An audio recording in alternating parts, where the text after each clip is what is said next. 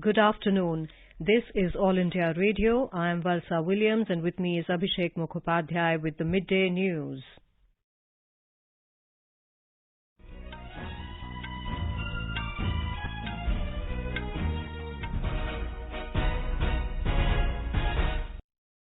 The headlines. President Ramnath Kovind confers Padma Awards for the year 2021.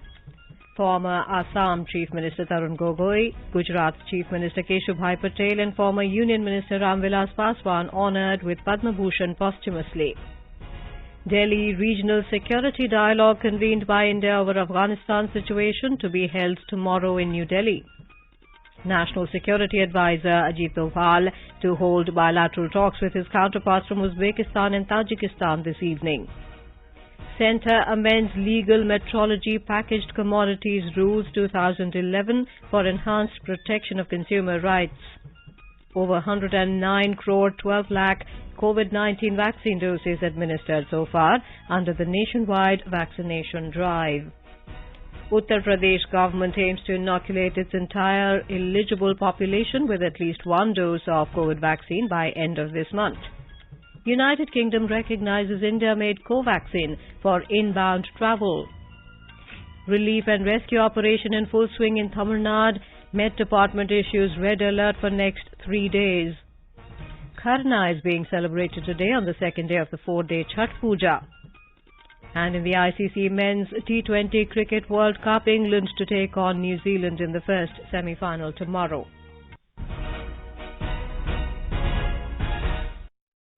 As India created history by administering over 100 crore vaccine doses against COVID-19, All India Radio salutes all the doctors, nurses, other frontline workers and all those who got vaccinated and made this possible. Even though the country has achieved this feat, we caution our listeners that the battle against COVID is not yet over. We appeal to our listeners to get fully vaccinated at the earliest and also help others get vaccinated. During the festival season, please follow these 3 simple steps. Wear a face mask, maintain 2 gaz ki duri for social distancing, focus on hand and face hygiene. For any COVID-related information and guidance, contact National Helpline number 011-2397-8046 and 1075. And now the news in detail. President Ramnath Kovind today conferred Padma Awards for the year 2021 on prominent personalities at a ceremony in Rashtrapati Bhavan. This year, the list comprises 7 Padma Vibhushan, 10 Padma Bhushan and 102 Padma Shri awards. Sculptor Sudarshan Sahu, archaeologist Professor Braj Basi Lal and others were given Padma Vibhushan. Former Assam Chief Minister Tarun Gogoi, former Union Minister Ramvilas Paswan and former Gujarat Chief Minister Keshubhai Patel were honoured with Padma Bhushan posthumously. Former Lok Sabha Speaker Sumitra Mahajan, retired civil servant Rupendra Mishra, among others, were given the Padma Bhushan. The list of Padma Shri awardees include social worker Lakshmi Barua, folk musician Gopiram Bargayan Pura Bhagat, artist Dulari Devi, musician Bombay Jayashri, and orthopedic surgeon Dr. B.K. Sanjay. Talking to AIR News, Dr. B.K. Sanjay said it is a matter of great honour to receive the award. बड़े सौभाग्य की बात है। वैसे तो मुझे बहुत पुरस्कार मिले, लेकिन राष्ट्रीय नागरिक सम्मान मिलना, वो भी पद्म पुरस्कार मिलना, तो एक तो बड़े सौभाग्य की बात है और मेरे लिए भी बहुत खुशी की बात है। न केवल मेरे लिए, मेरे परिवार के लिए और मेरे प्रदेश के लिए बड़े खुशी की बात है। Former Governor of Goa Mridula Sinha was awarded posthumously. Yesterday, the President had presented Padma Awards for the year 2020, one of the highest civilian awards of the country. Padma Awards are conferred in 3 categories, namely Padma Vibhushan, Padma Bhushan and Padma Shri in various disciplines and fields of activities, including art, social work, public affairs, science, trade, medicine, literature, sports and civil service. Delhi Regional Security Dialogue, which has been convened by India over the Afghanistan situation, will be held in New Delhi tomorrow. The dialogue will be held at the level of the National Security Advisors or Secretaries of Security Councils and will be chaired by India's National Security Advisor, Ajit Doval. The dialogue will witness participation of Iran, Kazakhstan, Kyrgyz Republic, Russia, Tajikistan, Turkmenistan and Uzbekistan. India had also invited Pakistan and China for the meeting. However, both the countries are not participating. China has said it is unable to attend the meeting due to scheduling issue, but is open for dialogue with India on Afghanistan multilaterally and bilaterally. This is the first time all Central Asian countries, not just Afghanistan's immediate land neighbors, are participating in this format. The enthusiastic response is recognition of the importance attached to India's role to promote peace and security in Afghanistan. Sources said there will be discussions over security situation in Afghanistan, radicalization, extremism, drug production and trafficking. The high-level dialogue will deliberate upon measures to address the relevant security challenges and support the people of Afghanistan in promoting peace, security and stability. Two earlier meetings in this format were hosted by Iran in 2018 and 2019. The third meeting in India could not be held earlier due to the pandemic. India has traditionally enjoyed close and friendly ties with the people of Afghanistan and has called for a unified international response to address the security and humanitarian challenges facing Afghanistan. The dialogue is a step in that direction. Ahead of the dialogue, Mr. Doval is scheduled to hold bilateral talks with his counterparts from Uzbekistan and Tajikistan this evening. Former diplomat Anil Wadhwa opined, since important countries like India, Iran and Russia are participating in the meeting, a positive and definite outcome will be evolved. I don't think there was any expectation from the very beginning that the Pakistani NSA would be attending this conference because, as I said earlier, Pakistan does not want India to play any role whatsoever in the process in Afghanistan. That does not mean that the others are unimportant, because you have very important players like Iran, like Russia, India. You also have the Central Asian states which border Afghanistan. Without their support, the Taliban government will be in difficulty. And I'm sure that there would be a positive way which will evolve going forward. The Centre has amended the Legal Metrology Packaged Commodities Rules 2011 for enhanced protection of consumer rights. The Ministry of Consumer Affairs, Food and Public Distribution has omitted Rule 5 defining the Schedule 2 prescribing the pack sizes of various types of commodities. A new provision has been introduced to indicate the unit sale price on pre-packed commodities, which will allow easier comparison of prices of commodities at the time of purchase. The amendments will come into effect from the 1st of April next year. Over 109 crore 12 lakh COVID-19 vaccine doses have been administered in the country so far under the nationwide vaccination drive. In the last 24 hours, more than 59 lakh 8,000 vaccine doses were administered. Over 10,000 new COVID-19 cases were reported in the last 24 hours, while around 12,000 people recovered. 332 people lost their lives during the period. The COVID recovery rate in the country now stands at 98.25%, which is the highest since March last year. Uttar Pradesh government has set the target to inoculate 25 to 30 lakh people per day to provide at least one dose of COVID vaccine security cover to all the eligible people in the state by the end of this month. Chief Minister Yogi Adityanath has asked officials to continue the vaccination in the state till 10 p.m. in the evening. More from a correspondent. Out of 15 crore population eligible for COVID vaccination, 9.95 crore people have got at least one dose of COVID vaccine and around 5 crore people are still left. Chief Minister Yogi Adityanath has asked officials to work in mission mode to inoculate those who have not received any dose of COVID vaccine. Chief Minister spoke to all district magistrates and senior officials yesterday through video conferencing and said that if the target is not achieved, then district magistrates will be held responsible. He asked officials to take help of public representatives and continue the vaccination till 10 p.m. in evening for the convenience of working people. Sushil Chandra Tiwari, AIR News, Lucknow. United Kingdom has recognized India-made Covaxin developed by Bharat Biotech. In a statement, British government said Covaxin will be officially recognized from November 22nd.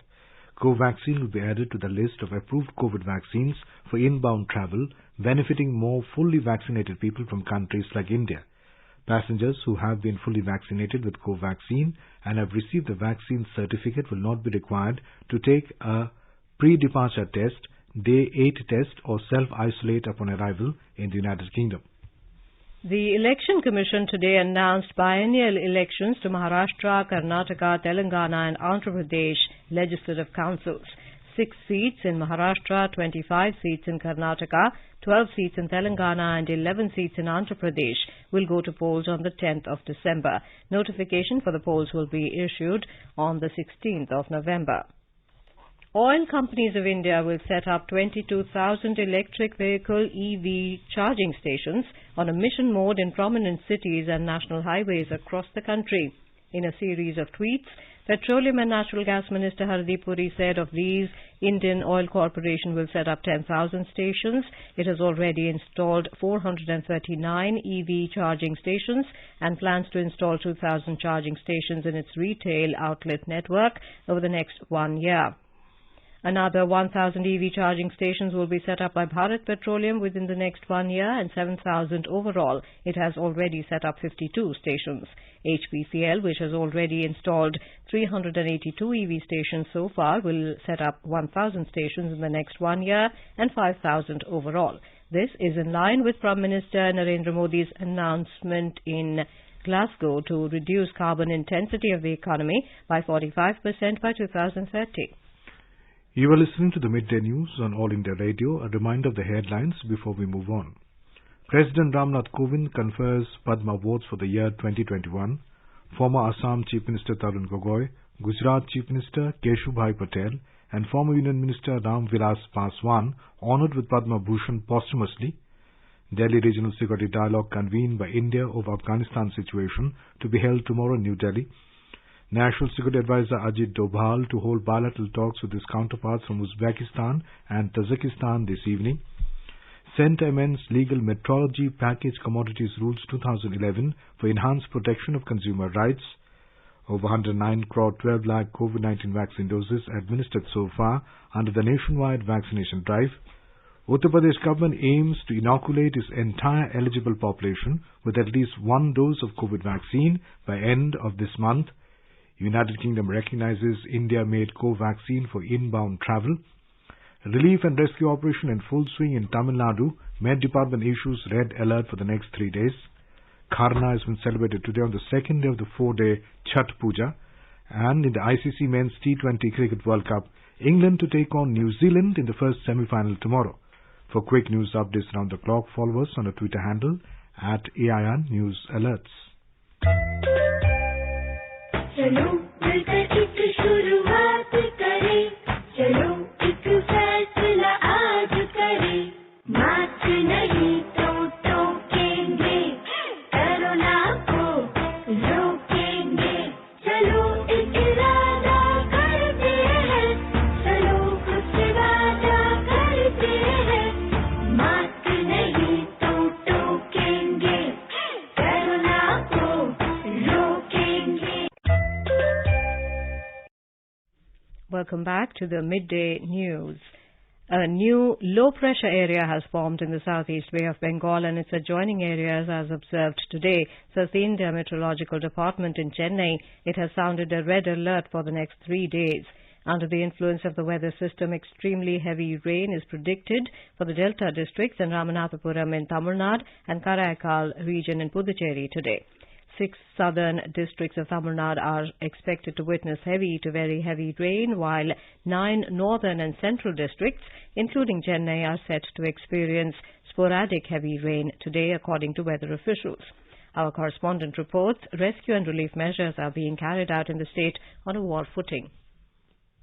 The central agencies have put their assets on high alert for helping the state government in carrying out rescue and relief operations whenever the situations warrant. The Indian Air Force has kept 4 of its choppers at its Sulur base near Coimbatore on standby, while the Indian Coast Guard in Chennai has mobilized 5 Dornier aircraft for the purpose. The NDRF personnel have also been kept ready to move wherever required, who will work along with their state counterparts, the police, fire and rescue and revenue authorities. The State Health Department is taking efforts to prevent any communicable disease outbreak during the monsoon season. In Chennai, 6 of the subways are closed due to inundation, while some other areas face traffic diversions. Evacuating the stagnant water in the low-lying areas in the city is being carried out day and night. 11 districts, including Chennai, have declared holidays for their schools and colleges, while 6 others have announced holidays for schools alone. Jai Singh, AIR News, Chennai. In a major recognition of the crafts and arts of Jammu and Kashmir, Srinagar has joined the Unesco Creative Cities Network 2021 under the Crafts and Folk Arts category. Prime Minister Narendra Modi has congratulated the people of Jammu and Kashmir on the occasion. In a tweet, Mr. Modi said he is delighted that beautiful Srinagar has joined the UNESCO Creative Cities Network with a special mention for its craft and folk art. He said it is a fitting recognition for the vibrant cultural ethos of Srinagar. The UNESCO Creative Cities Network is a project of UNESCO launched in 2004 to promote cooperation among cities which recognize creativity as a major factor in their urban development. As of 2017, there are 180 cities from 72 countries in the network. BJP today criticized the Congress following a French journal's report on the alleged corruption in Rafale aircraft deal during the UPA rule. Talking to media, New Delhi party spokesperson Sambit Patra, while citing the report, said that the middleman was paid around 65 crore rupees during UPA rule between 2007 and 2012. He alleged that it would not be an overprojection that during the UPA tenure, they had a deal within every deal and they could still not strike a deal on the Rafale aircraft. He said the Congress had tried to create a false atmosphere against the NDA government before the 2019 Lok Sabha elections regarding the Rafale deal. Earlier, Congress alleged that the latest revelations reveal the dubious nexus between the government, CBI and ED to bury the irregularities in the Rafale deal to the NDA government. Party spokesperson Pawan Khera also accused the government of inaction in the irregularities. In Bihar, Kharna has been celebrated today on the second day of the 4-day Chhat Puja. On this day, devotees keep fast for the whole day and break the fast after worshipping the sun god in the evening. They offer kheer, puris, fruits in the puja. EIR correspondent reports that the whole atmosphere has become devotional. After taking prasad in the evening, devotees go on a fast without water for the next 36 hours.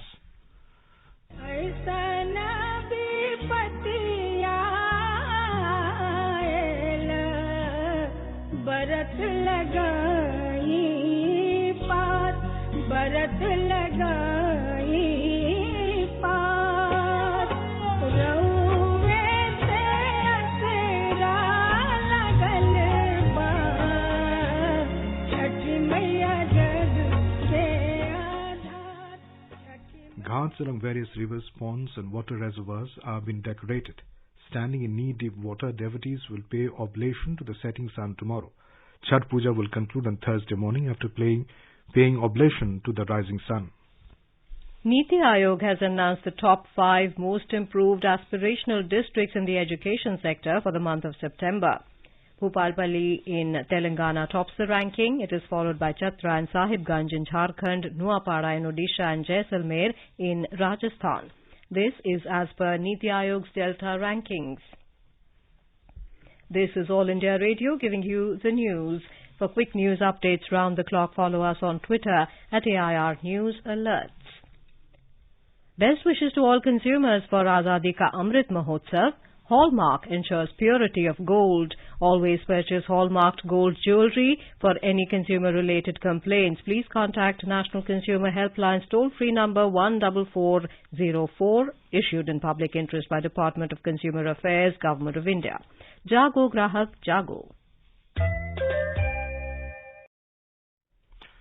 As the nation celebrates the 75th year of independence, a series of events have been organized by the government as a part of Azadi Ka Amrit Mahotsav.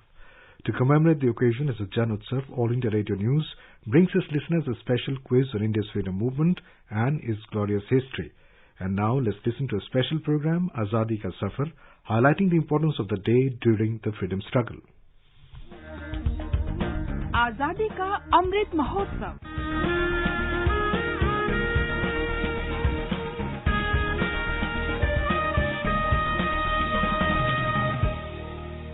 Azadi Ka Safar with AIR News.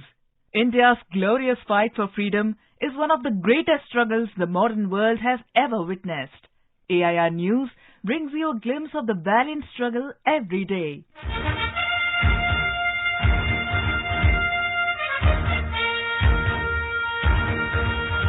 On 9th of November 1947, Srinagar was annexed to the Indian territory.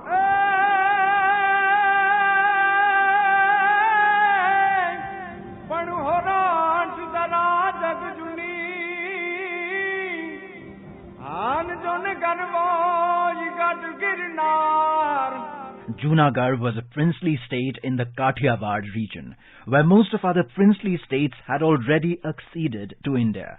The ruler of Junagadh was Nawab Mahbat Khan Rasool Khan Ji. In May 1947, Shah Nawaz Bhutto from Karachi became the Diwan of Junagadh. Under his influence, the Nawab decided to accede to Pakistan on 15th of August, though the Nawab had earlier given the impression that the future of Junagadh lay in joining India. To satisfy the popular demand of the people of Junagadh, the then Prime Minister of India, Jawaharlal Nehru, made an offer to Pakistan to accept and abide by the verdict of the people of Junagadh in respect of the accession of the state to either of the dominions.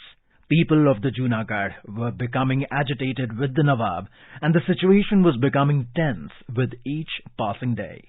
After failing over a month to get a response from Pakistan to the offer, India put in place a series of measures that held the threat of military action against Junagadh. The Nawab of Junagadh fled to Karachi by air with his family and his pet dogs. On 8th of November, Bhutto asked the government of India to directly take over the administration of Junagadh through the regional commissioner at Rajkot. India had indicated that it would want to formalize the arrangement through a plebiscite. This was held on February the 20th, 1948. Of around 2 lakh registered voters, only 91 cast their votes in favor of the accession to Pakistan, and thus, with the wish of the people, the princely state of Junagadh became a part of India.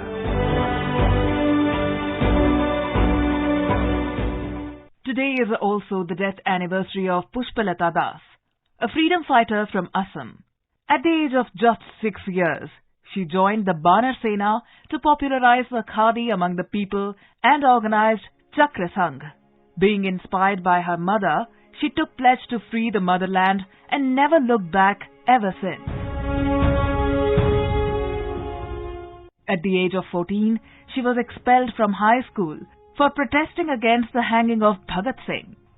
During 1940, her studies came to an end when she was jailed for individual satyagraha. From the year 1940 to 1942, Pushpalata Das was in Bombay as a member of the Women's Subcommittee of the National Planning Committee. During that period, she worked with Mridula Sarabhai and Vijaya Lakshmi Pandit for development and constructive works. In the year 1942, Pushpalata Das married Omio Kumar Das, who was also a true Gandhian and a social worker. After her marriage, Pushpalata organized the Shanti Bahini and Mrityu Bahini with her co-workers in Tezpur. Pushpalata was supposed to lead the procession to put the national tricolour flag on the compound of Gokhpur police station. However, at that time fate intervened and Kanaklata Barua took charge over the procession from Pushpalata Das and fell to the British bullets. Post-independence, she served as a member of parliament. She also worked as an editor of a well-known Assamese magazine, Jayanti. Pushpalata Das was offered the Tamrapatra by the Indian government for her services rendered during the freedom movement, but she refused to accept the Tamrapatra. The noble soul breathed her last on the 9th of November 2003 at the age of 88 years. 9th November 2021 is also the 125th birth anniversary of eminent nationalist, journalist and freedom fighter Kottamaraju Ramarao, who was born in Chirala in Andhra Pradesh in the year 1896. An eminent editor, Kottamaraju Ramarao had worked in Lala Lajpat Rai's publication The People and over 25 newspapers in the metropolitan cities of undivided India, including Lahore and Karachi. He is remembered for editing the Daily National Herald in Lucknow, which Jawaharlal Nehru founded in June 1938. In August 1942, Ramarao was jailed for 6 months for his editorial in National Herald, in which he attacked the British government for torturing Congress satyagrahis in the Lucknow camp jail. His cellmates were Shiv Varma and Jaydev Kapoor of Bhagat Singh's historic Lahore conspiracy case. Rama Rao was elected to the first Rajya Sabha as a Congress nominee from the undivided state of Madras in 1952. Mahatma Gandhi called Rama Rao a fighting editor when he was working with Bapu in Sevagram Ashram. Atal Bihari Vajpayee called Rama Rao the Dronacharya of Indian journalism. That brings us to the end of this episode of Azadi Ka Safar AIR News ke sang. See you in the next episode tomorrow.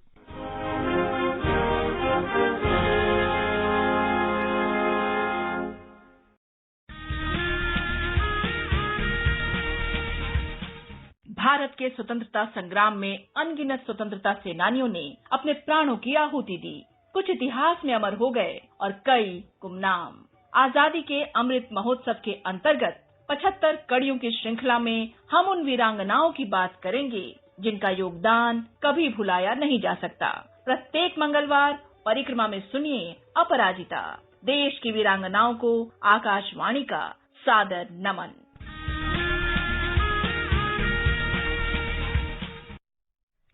In today's episode, we broadcast a story on the saga and sacrifice of Mulmati Devi, an unsung personality of India's freedom struggle. India has said that global action on climate change is contingent on the delivery of timely, adequate finance. It stressed on the need for considerable increase in the scope, scale and speed of climate finance in its statement at the first high-level ministerial dialogue on climate finance under the CMA at COP26. India said the resources mobilized must be new and additional, climate-specific with emphasis on public finance. It said the resource flow should be equally available for mitigation and adaptation, considering the importance of adaptation for developing countries. COP26 negotiators and scientists are shifting their immediate attention from not only cutting CO2 emissions, but also slashing methane emissions from fossil fuel, agricultural and landfill sources. 100 nations last week pledged to reduce methane emissions by 30% by 2030. In the latest rankings of top countries in the world where All India Radio live streams or news on AIR app are most popular, Pakistan has entered top 10 for the first time, while Saudi Arabia has made a comeback. New Zealand and Kuwait have fallen out of the top list. US tops the list, followed by UK and Australia. In ICC T20 World Cup 2021, India beat Namibia by 9 wickets in Dubai last night, when India made 136 for 1 in 15.2 overs after Namibia scored 132 for 8 in the stipulated 20 overs. Now England and New Zealand will play the first semi-final tomorrow at Sheikh Zayed Stadium in Abu Dhabi, while Pakistan and Australia will play the second semi-final, which is set to take place on Thursday at Dubai. Now let us take a look at the weather update for today. National capital Delhi is likely to have a partly cloudy sky and smoky sky. The minimum temperature was 13 degrees Celsius, while maximum is expected to be 29 degrees. Mumbai will have a mainly clear sky. It recorded a minimum of 21 degrees, maximum expected to be 35. Chennai is expected to have generally cloudy sky with moderate rain. Lower limit of temperature was 22 degrees, upper limit expected to be nearly 26. Kolkata will have mainly clear sky. City noted a minimum temperature of 19 degrees, maximum expected to be around 30 degrees. Now, before we end the bulletin, the headlines once again. President Ramnath Kovind confers Padma Awards for the year 2021. Former Assam Chief Minister Tarun Gogoi, Gujarat Chief Minister Keshubhai Patel and former Union Minister Ramvilas Paswan honoured with Padma Bhushan posthumously. Delhi Regional Security Dialogue convened by India over Afghanistan situation to be held tomorrow in New Delhi. National Security Advisor Ajit Doval to hold bilateral talks with his counterparts from Uzbekistan and Tajikistan this evening. Centre amends legal metrology packaged commodities rules 2011 for enhanced protection of consumer rights. Over 109 crore 12 lakh COVID-19 vaccine doses administered so far under nationwide vaccination drive. Uttar Pradesh government aims to inoculate entire eligible population with at least one dose of COVID vaccine by end of this month. United Kingdom recognizes India-made Covaxin for inbound travel.